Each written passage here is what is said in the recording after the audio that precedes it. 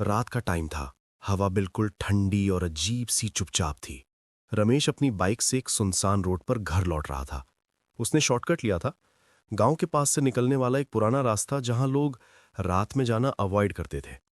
लेकिन उसने हंसी में उड़ा दिया था। भूत भूत कुछ नहीं होता। जैसी वो रास्ते के बीच पहुंचा, उसने दूर एक लड़की को खड़ा देखा। सफेद कपड़े, लंबे बाल और हाथ से सिग्नल कर रही थी जैसे लिफ्ट मांग रही हो। रमेश थोड़ा हेजिटेट हुआ, फिर बाइक स्लो करके रुक गया।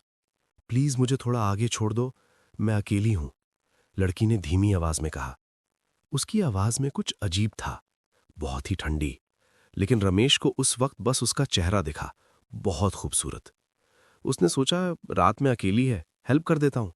लड़की बाइक के पीछे बैठ गई। शुरू में सब नॉर्मल था, लेकिन कुछ देर बाद रमेश को लगा जैसे हवा और भी ठंडी हो गई है। उसने रियर व्यू मिरर में देखा, लड़की का चेहरा धीरे धीरे बदल रहा था। आंखें गहरी और अंधेरी लग रही थीं। रमेश का दिल तेज धड़कने लगा। तुम यहां क्या कर रही थी? उसने डर को छुपाते हुए पूछा। लड़की ने हल्की सी हंसी।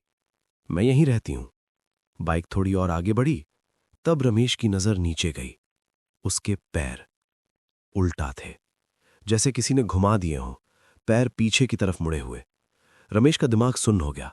उसने तुरंत ब्रेक मारने की कोशिश की, लेकिन बाइक कंट्रोल से बाहर हो गई। उसने महसूस किया कि लड़की का हाथ उसके कंधे पर है, और वो हाथ इंसानी नहीं था, ठंडा, सख्त और भारी। अब रुक क्यों गया? उसकी आवाज अब नॉर्मल नहीं थी, एक गूंज जैसी, जैसे एक नहीं कई लोग एक साथ बोल रहे हो। रमेश चिल्लाया, लेकिन आवाज ही नहीं निकली। बाइक अचानक बंद हो गई। सब कुछ चुप, सिर्फ हवा की आवाज। रमेश धीरे से मुड़कर देखने लगा। लड़की का चेहरा अब पूरा बदल चुका था। आंखें बिल्कुल काली, मुंह टेढ़ा और बाल हवा में हिल रहे थे बिना हवा के। तुमने मुझे लिफ्ट दी, अब तुम मेरे साथ रहोगे, उसने धीरे से कहा। उस रात रमेश किसी तरह वहां से बचकर घर पहुंच गया, लेकिन असली डर अब शुरू हुआ। घर आने के बाद रमेश बिल्कुल बदल गया। रात को वो अचानक उठकर चुपचाप बैठ जाता, कभी हंसते हंसते रो देता, कभी अपने आप से बातें करता। उसकी मां ने कई बार देखा कि वो अंधेरे में किसी को देखकर बोल रहा है, तुम यहां क्यों आई हो, मुझे छोड़ दो। धीरे धीरे घर में अजीब घटनाएं होने लगी। बर्तन अपने आप गिरने लगे, दरवाजे रात में खुद खुल जाते, और सबसे डरावना, रमेश के कमरे से रात भर एक औरत की हंसी सुनाई देती। एक दिन उसकी छोटी बहन ने देखा, रमेश के पीछे वही सफेद कपड़ों वाली लड़की खड़ी थी, उसके कान के पास झुककर कुछ बोल रही थी।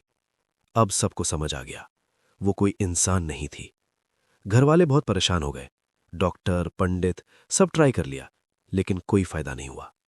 तब एक दूर के रिलेटिव ने बताया कि एक तांत्रिक बाबा हैं जो ऐसे केसेस में मदद करते हैं। बहुत मुश्किल से रमेश को वहां ले जाया गया। जैसे ही तांत्रिक ने उससे देखा, उसका चेहरा सख्त हो गया।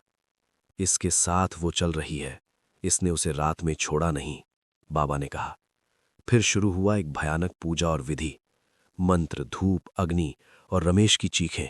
कभी वो जोर से हंसता, कभी एक औरत की आवाज में बोलता, ये मेरा है, इसे ले जा नहीं सकते। लेकिन कई घंटों की कठिन पूजा के बाद आखिर वो आत्मा कमजोर पड़ गई। आखिरी मंत्र के साथ ही रमेश बेहोश हो गया, और घर वालों ने महसूस किया कि वो बोझ, वो डर जैसे अचानक खत्म हो गया। तांत्रिक बाबा ने काला धागा रमेश के हाथ में बांधा और कहा, इससे कभी मत निकालना, ये सिर्फ बंधन नहीं, सुरक्षा है। अगर ये धागा निकला तो वो फिर लौट आएगी, और इस बार उसे कोई नहीं रोक पाएगा। आज रमेश नॉर्मल जिंदगी जी रहा है, लेकिन उसके हाथ में बंधा वो धागा आज भी वैसा ही है। और कहते हैं, एक बार उसने मजाक में उसे खोलने की कोशिश की थी।